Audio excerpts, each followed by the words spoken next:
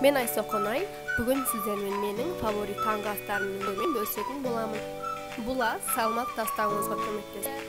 Әрі ішкі назаттан жасай аласыз, және де дәмді. Мен бұл жерде 2 кісіге арнап таңғы ас жасадым. Егер сіз бір кісі болсаңыз, бұл жердегі заттарды 2-ге бөліп керектеніңіз. Олай болса, бастайық. Құрамы 4 ас қасық сұлы, 2 стакан сүт, және де қандай да бір жеміс. Қандай да бір тоғанның ішіне сүт пен суыны салып араластырамыз.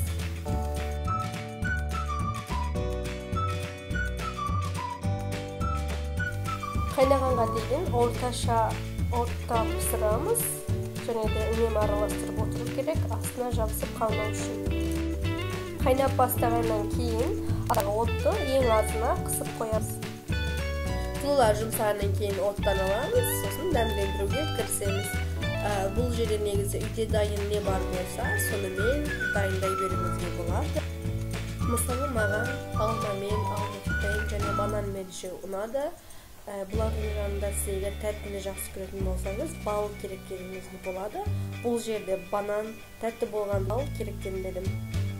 Студенттік өмірде бұл таңғы астың көмегін көп көрдім. Мысалға, өте аз бір уақыттың ішінде дәмді және денсаулыққа пайдалы таңғы ас жасап кете аласыз. Сонымен қатар құрамындағы сулар ішек қарнымыздың жұмысын жақсартып, және оны тазалайтындықтан салмақ беруімізге көмектеседі, және де 3 қана заттан тұратындықтан өте қолжетімді. Қалай жасалатынын көрдіңіздер? Олай болса, барлығыңыз бас болсын.